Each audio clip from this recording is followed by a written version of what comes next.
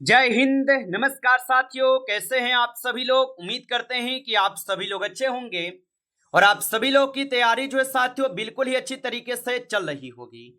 तो साथियों, आज की इस क्लास में हम सभी लोग जो है UP triple SC PAT exam 2026 के लिए जो है टॉप ऐसे इंपोर्टेड और चुनिंदे प्रश्नों को देखने वाले हैं, जो कि साथियों आपके यूपी ट्रिपल एससी पैट के एग्जाम के लिए काफी इंपोर्टेंट है। और साथियों, हमने आपके UP triple SC PAT exam को ध्यान में रखते हुए 10 आपके ऐसे एक्सपेक्टेड मॉडल पेपर को तैयार किए हैं, जो कि साथियों आपके प्रीवियस ईयर पैटर्न और न्यू पैटर्न को देखते हुए तैयार किए गए हैं। और ये हम सभी लोग का आपके पहला नंबर यहाँ पे मॉडल पेपर रहेगा, आपके एक्सपेक्टेड मॉडल पेपर, जो कि आपके एग्जाम के लिए काफी इंपोर्टेंट है। अगर आप लोग का अच्छा खर्चा इसमें आप लोग का प्यार मिलता है और आप लोग का यहाँ पे कमेंट आता है, तो मेरे भाई आपको हम ये 10 के 10 मॉडल पेपर को कराएंगे। और बिल्कुल आपके जो आजकल न्यू पैटर्न है और प्रीवियस ईयर है, इन दोनों को देखते हुए हम सारे क्लास को तैयार करेंगे। तो बिल्कुल आप लोग अपना प्यार दीजिएगा इस क्लास पे, और आपके लिए हम जो यहाँ पे डेली क्लास देने वाले हैं। तो आप लोग बस अपना प्यार दीजिए और यहाँ पे हम आपको डेली तैयारी कराएंगे। तो चलिए हम आज की इस क्लास को स्टार्ट करते हैं और देखते हैं कि प्रश्न हमारा क्या है। पहला नंबर प्रश्न है कि सभा और समिति का उल्लेख मुख्यतः किस वैदिक ग्रंथ से मिलता है। कई बार ये प्रश्न आपके पेपर में पूछा जा चुका है और इम्पोर्टेंट है, और आपको सभी क्वेश्चन बिल्कुल यहाँ पे इम्पोर्टेंट ही करा रहे हैं, जो आपके 100% आपके एग्जाम में ये सारे प्रश्न छपेगा। और बताइए, सभा और समिति का उल्लेख मुख्यतः किस वैदिक ग्रंथ में मिलता है। तो ये मिलते हैं आप सभी लोग के ऋग्वेद में। ऑप्शन ए सही जवाब होगा, ऋग्वेद में। अगला नंबर क्वेश्चन यहाँ पे है कि धर्म सूत्रों और स्मृतियों का प्रमुख संबंध किससे था। तो धर्म सूत्रों और स्मृतियों का प्रमुख संबंध किससे था। तो ये हो जाएंगे आप सभी लोग के सामाजिक एवं धार्मिक आचार विचार से। ऑप्शन आपका बी सही जवाब है। चलिए अगला प्रश्न देखेंगे, गुप्तकालीन स्वर्ण मुद्राओं को सामान्यतः किस किस नाम से जो है जाना जाता है। तो गुप्तकालीन स्वर्ण मुद्राओं को सामान्यतः किस नाम से जानते हैं। तो इसे जानते हैं आपके दिनार के नाम से। ऑप्शन ए सही जवाब है, दिनार के नाम से। चलिए अगला प्रश्न देखेंगे कि मेहरौली लौह स्तंभ के लेख में उल्लेखित चंद्र की पहचान सामान्यतः किस शासक से की जाती है। तो मेहरौली लौह स्तंभ के लेख में उल्लेखित चंद्र की पहचान सामान्यतः किस शासक से की जाती है। तो ये आपके चंद्रगुप्त द्वितीय से की जाती है। ऑप्शन यहाँ पे 20 सही जवाब है। चलिए अगला प्रश्न यहाँ पे है, भक्ति आंदोलन के दक्षिण भारतीय प्रारंभिक संतों में अलवार मुख्यतः किस देवता के भक्त थे। तो भक्ति आंदोलन के दक्षिण भारतीय प्रारंभिक संतों में अलवार मुख्यतः किस देवता के भक्त थे। तो ये आप सभी लोग के विष्णु के भक्त थे। ऑप्शन यहाँ पे आप 20 सही जवाब करेंगे। चलिए अगला प्रश्न यहाँ पे है कि नयनार संत परंपरा मुख्यतः किस देवता की भक्ति से संबंधित थी। तो नयनार संत परंपरा मुख्यतः किस देवता की भक्ति से संबंधित थी। तो ये आप सभी लोग के हो जाएंगे आपके शिव जी से। ऑप्शन यहाँ पे आपका 20 सही जवाब है। अगला प्रश्न यहाँ पे है कि भारत में अंग्रेजों द्वारा स्थापित प्रथम फैक्ट्री कहाँ पे जो है स्थापित की गई थी। तो भारत में अंग्रेजों द्वारा स्थापित प्रथम फैक्ट्री कहाँ पे स्थापित की गई। तो यह स्थापित किए गए थे आपके सूरत में। ऑप्शन ए सही जवाब है, सूरत में होगा। चलिए अगला प्रश्न यहाँ पे है, रेगुलेटिंग एक्ट 1773 का एक महत्वपूर्ण प्रावधान क्या था। तो रेगुलेटिंग एक्ट 1773 का एक महत्वपूर्ण प्रावधान क्या था। तो इसका प्रावधान था बंगाल के गवर्नर को गवर्नर जनरल बनाना। ऑप्शन यहाँ पे 20 सही जवाब होगा। चलिए अगला प्रश्न यहाँ पे देखेंगे कि पिट्स इंडिया एक्ट 1784 का प्रमुख उद्देश्य जो है क्या था।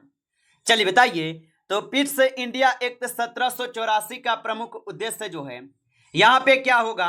तो आप बताएंगे कंपनी के राजनीतिक मामलों पर ब्रिटिश सरकार का नियंत्रण बढ़ाना। ऑप्शन ए जो यहाँ पे इस क्वेश्चन का सही जवाब होगा। चलिए अगला प्रश्न यहाँ पे देखेंगे कि इल्बर्ट बिल विवाद मुख्यतः किस सिद्धांत से संबंधित था। तो इल्बर्ट बिल विवाद मुख्यतः किस सिद्धांत से संबंधित था। तो ये आपके भारतीय न्यायाधीशों की अधिकारिता से होगा। ऑप्शन आपका जो है ना ए सही जवाब होगा, याद रखेंगे। चलिए अगला प्रश्न यहाँ पे है, राष्ट्रीय गीत के रूप में भारत में किस संरचना को मान्यता प्राप्त है। तो राष्ट्रीय गीत के रूप में भारत में किस रचना को मान्यता प्राप्त है।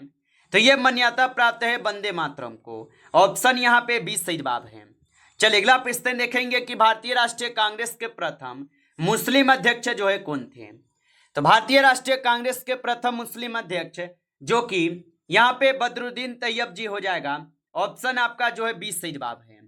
चलिए अगला प्रश्न यहाँ पे है, भारत में मानसून शब्द किस भाषा के शब्द से उत्पन्न माना जाता है। तो भारत में मानसून शब्द किस भाषा के शब्द से उत्पन्न माना जाता है।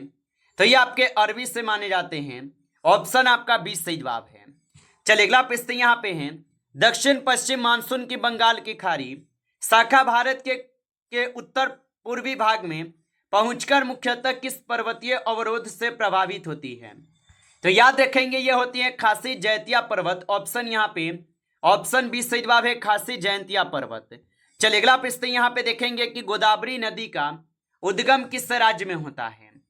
तो गोदावरी नदी का उद्गम जो कि महाराष्ट्र में होते हैं। ऑप्शन ए सही जवाब है, महाराष्ट्र में। चलिए अगला प्रश्न यहाँ पे है कि ताप्ती नदी का प्रभाव जो ये किस दिशा में है। तो ताप्ती नदी का प्रभाव किस दिशा में है। तो पश्चिम की ओर हो जाएगा। ऑप्शन यहाँ पे आपका 20 सही जवाब है, पश्चिम की ओर। चलिए अगला प्रश्न यहाँ पे दिए गए हैं 70 नंबर, और यहाँ पे क्वेश्चन क्या है कि जनसंख्या संक्रमण सिद्धांत मुख्यतः किसके बीच जो है परिवर्तन को समझाता है। तो जनसंख्या संक्रमण सिद्धांत मुख्यतः किसके बीच परिवर्तन को समझाता है। तो ये समझाते हैं आप सभी लोग के जन्म दर और मृत्यु दर को। ऑप्शन ए यहाँ पे सही जवाब है। चलिए अगला प्रश्न यहाँ पे देखेंगे 80 नंबर, अर्थव्यवस्था में मंदी की स्थिति में सामान्यतः निम्न में से क्या देखने को मिल सकता है। तो अर्थव्यवस्था में मंदी की स्थिति में सामान्यतः निम्न में से क्या देखने को मिल सकता है। तो ये आप सभी लोग के उत्पादन और रोजगार में कमी देखने को मिल सकता है। ऑप्शन ए सही जवाब होगा। चलिए अगला प्रश्न यहाँ पे है 90 नंबर, क्वेश्चन है कि प्रति व्यक्ति आय ज्ञात करने के लिए राष्ट्रीय आय को सामान्यतः जो किससे प्रभावित किया जाता है, किससे विभाजित किया जाता है। तो इसको विभाजित करते हैं जनसंख्या से। ऑप्शन आपका 20 सही जवाब है, जनसंख्या से। चलिए अगला प्रश्न यहाँ पे दिए गए क्वेश्चन है कि विनिवेश का अर्थ जो है क्या है। तो विनिवेश का अर्थ क्या होगा।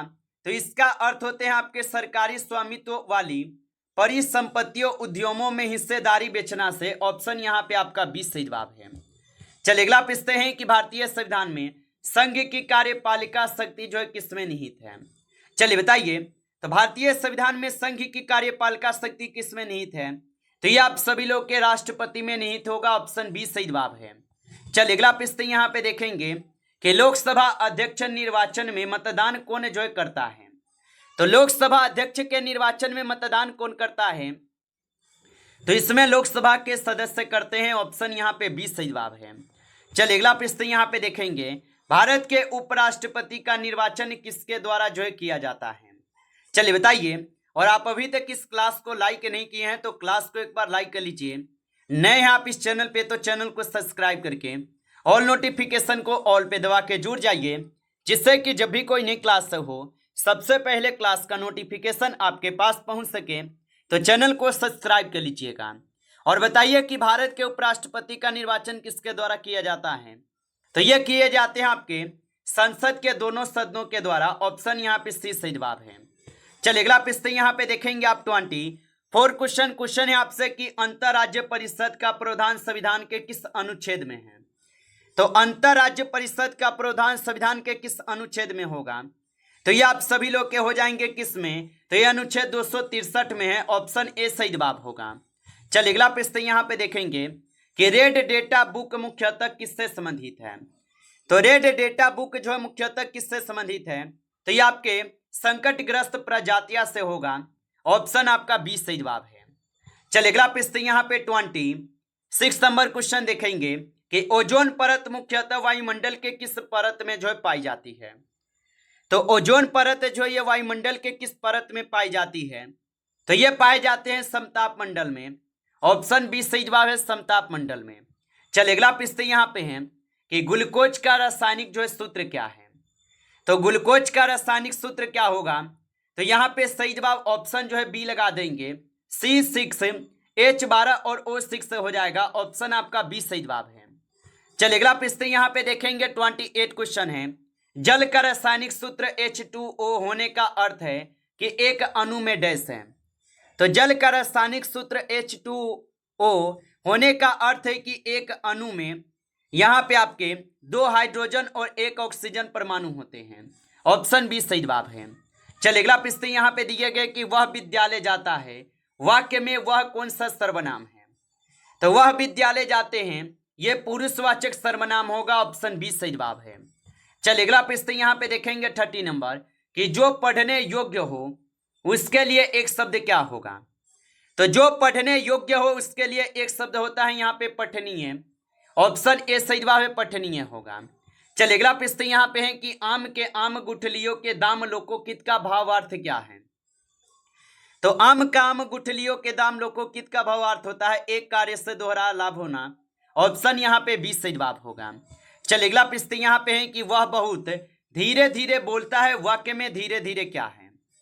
तो वह बहुत धीरे धीरे बोलता है, वाक्य में धीरे धीरे जो ये क्रिया विशेषण हो जाएगा। ऑप्शन आपका बी सही जवाब, सी सही जवाब होगा। अगला प्रश्न है कि किताब शब्द किस भाषा से हिंदी में आया माना जाता है। तो किताब शब्द किस भाषा से हिंदी में आया माना जाता है। तो ये आपके अरबी से माने जाते हैं। ऑप्शन ए सही जवाब है, अरबी से होगा। चलिए अगला प्रश्न यहाँ पे है कि अर्थशास्त्र ग्रंथ का संबंध मुख्यतः किस विषय से है। तो अर्थशास्त्र ग्रंथ का संबंध मुख्यतः किस विषय से है।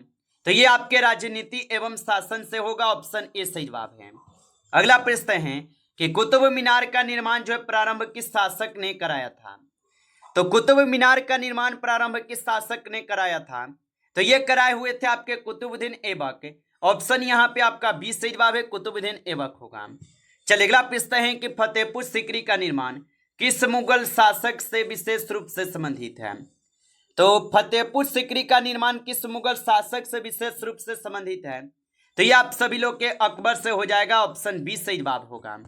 चलिए अगला प्रश्न यहाँ पे देखेंगे कि स्वतंत्रता का अधिकार भारतीय संविधान के किस भाग में मौलिक अधिकारों के अंतर्गत आता है। तो स्वतंत्रता का अधिकार भारतीय संविधान के किस भाग में मौलिक अधिकारों के अंतर्गत आते हैं। तो ये आप सभी लोग के भाग 3 में आ जाएगा। ऑप्शन यहाँ पे बी सही जवाब है, भाग 3 में होगा। चलिए अगला प्रश्न यहाँ पे 38 है, राष्ट्रीय आपातकाल की घोषणा जो ये किस परिस्थितियों में की जा सकती है। तो राष्ट्रीय आपातकाल की घोषणा किन परिस्थितियों में की जा सकती है। तो आप बताएंगे ये युद्ध, बाहरी आक्रमण या सशस्त्र विद्रोह की स्थिति में जो ये घोषणा की जा सकती है। ऑप्शन बी सही जवाब होगा। अगला प्रश्न यहाँ पे 39 है, सीमांत उपयोगिता ह्रास का नियम जो है किससे संबंधित है। तो यह संबंधित है आपके किसी वस्तु के अतिरिक्त इकाइयों के उपभोग से मिलने वाली अतिरिक्त संतुष्टि के घटनाओं से। ऑप्शन ए सही जवाब होगा। चलिए अगला प्रश्न यहाँ पे देखेंगे आप कि मिश्रित अर्थव्यवस्था की प्रमुख विशेषता क्या है। तो मिश्रित अर्थव्यवस्था की प्रमुख विशेषता जो है सार्वजनिक और निजी दोनों क्षेत्रों का सह अस्तित्व होगा, याद रखेंगे। चलिए अगला प्रश्न यहाँ पे देखेंगे आप। साथियों इस क्लास में जो है आपके टॉप 40 ही क्वेश्चन थे जो कि काफी इंपॉर्टेंट क्वेश्चन थे। साथियों यदि आपको ये क्लास अच्छा लगा हो तो आप इस क्लास को साथियों लाइक कर लेंगे। नए जुड़े हैं आप इस चैनल पे तो चैनल को भी एक बार आप जो है सब्सक्राइब जरूर कर लीजिएगा और सब्सक्राइब करने के साथ ऑल नोटिफिकेशन को जरूर ऑल पे दबा लीजिएगा, जिससे कि जब भी कोई नई क्लास हो सबसे पहले क्लास का नोटिफिकेशन आपके पास पहुंच सके। तो चैनल को सब्सक्राइब कर लीजिएगा। चलिए फिर मिलते हैं आपसे नेक्स्ट टॉपिक के साथ नेक्स्ट क्लास में। तब तक के लिए जय हिंद, जय भारत।